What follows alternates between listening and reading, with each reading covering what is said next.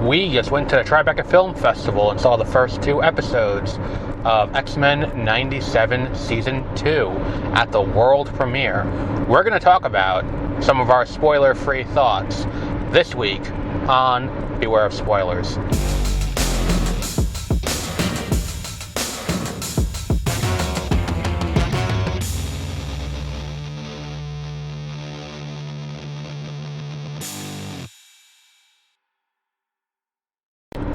Good evening and welcome to Beware of Spoilers. I am Adam, and by the time this goes up, we'll know the results, but I feel like I have to say it because I've heard everyone else say it today. Nixon 5.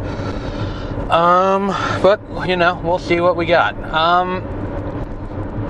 Went out to Tribeca today.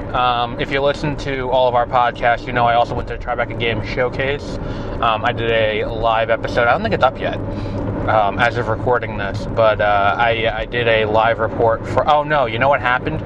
My phone's the hotspot, and when I was up at Pier 57, and I was up on the roof, in that rooftop park, and I recorded it there, and I uploaded it, and then I went to do it, but it was like 95 degrees out and in direct sun, so I got a nice tan out of it. What the fuck?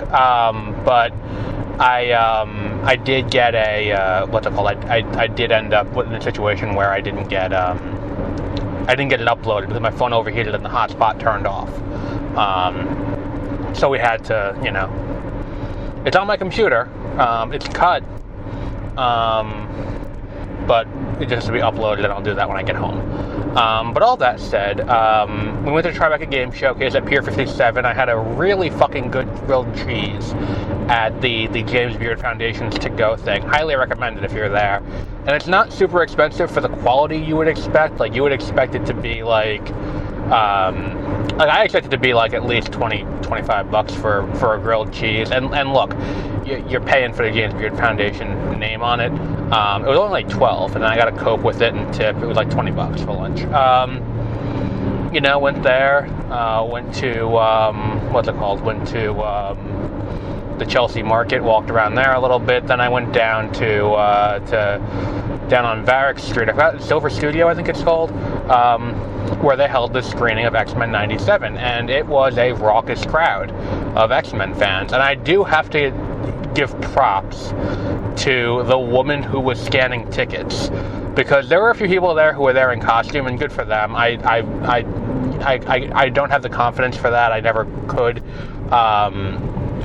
But these people were there in full costume, like full head to toe, like Gambit, or there was one guy who was there as Nightcrawler. There was a woman there as Storm. The guy behind me is the guy dressed as Nightcrawler in full makeup, blue makeup and all of that. And the woman looks at him and goes, "So what are you here to see?" Like that. And I was like, and it wasn't like she's trying to be like, it felt more sarcastic than anything else. It was just so funny. Either way, point is, we saw X-Men 97 the first 2 episodes, and we're not going to get super spoilery here, because that's not something I feel is fair in the situation. I know the show is called Beware of Spoilers, and all of that, but, and there will be people who put the spoilers out there. I don't want to be that person. What are we, 2 months out from release, spoiling the entire thing for everyone? That said, I think if I told you exactly what happened in the episode, it wouldn't harm your willingness to watch it, because it is an outstanding hour of television, these first 2 episodes. It is, the second episode especially, does a lot of really cool things. First episode picks up, both of them pick up right where season 1 left off. And it's like we hit the ground running immediately on the whole thing. There are some nice little ties to the MCU at large in these, because obviously with season 1 left off, mysteriously the X-Men and all of them have been distributed across the timeline, and they don't know where they are. So now we have Forge and Bishop trying to solve it. So they decide to go and make contact with these 2 teams and bring them back home. And the thing I found really interesting is the time machine they build looks a lot like the Quantum Tunnel from Endgame, and I really like that little bit of this whole thing where it's like, oh, okay, so like it's very much in this own universe, but the visual language is still very much the MCU, and I do really appreciate how they're going about that. Now, do I, is this something where, we don't get any concrete answers. I think that this is a very good tease of where this season is going to end up going. It seems like, and again, I don't want to spoil anything, it seems like Apocalypse is going to be the overarching bad guy for this season. We're going to be dealing with a lot of Apocalypse. Again, not a bad thing. Not a bad thing at all. But it's something where it's like very clearly out of the gate. Where didn't season 1 end up with like Bastion as, I don't remember too much of season 1. It hasn't been like 2 years. But the point is, like, I don't remember a ton from season 1, but I seem to recall Bastion was kind of like loosely threaded. Here, it's like Front Street. The bad guy we're dealing with this entire way through is going to be Apocalypse, and I think Apocalypse as the bad guy here has the potential to be really interesting. And that's something else where it's like, I have not watched the original run of X-Men, the animated series. I was was I born yet when that show started? I don't think so. I think it started in 92. So, like, toward the end of its run, I would have been, like, a fetus or an infant. So, no, I never watched X-Men 97. And also, it was the 90s. So, like, there wasn't streaming, where it's like a season ends, it ends up on Netflix, you can watch it immediately. Or it's released on Netflix, you can watch it whenever you want. It was very much a different thing. And then it's like, okay, well, it's a Saturday morning cartoon. When it did end up on Disney Plus, I am going to eventually watch it. But one of the things that was interesting was that they had some of the producers on after talking about it. And one of the things they said is that it's like, hey, when we did the initial arc with Apocalypse in season 1, and in the original run, the original 4-season run, Apocalypse didn't have the level of backstory and fleshing out that he does now. And now we're getting to play with him in that bigger sense. And I think, what's interesting about this is that it does put these, I think that, like, the way to describe how they're going to use Apocalypse here does use him in a way that very much interests me. And again, I'm being cagey because I don't want to spoil it. Also because they talked about things that would be coming down the line, but not quite as, not in explicit terms. Because, like, as she said, like, I signed an NDA that's up to this chair, and I can't really talk about it. And they were kind of cagey on it, but we're going to keep it light.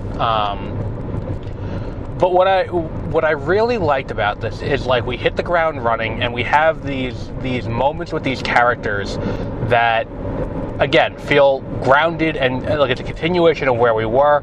We see some really cool redesigns of other characters who we've had in season 1. We have some really awesome action sequences with robots created by Apocalypse. We have some really cool action sequences where certain other characters just show up who are not out of place in this universe. And it's one of the things that it's like, okay, that's cool that he's here, but, like, why? And, like, they don't acknowledge it or anything. He's just kind of there. And I just, like, a little bit strange that, like, oh, this guy's here. And then I just, like, never mentioned again. See, episode 2, I think, is really the better of the 2 episodes they showed. Episode 2 is back in the main timeline.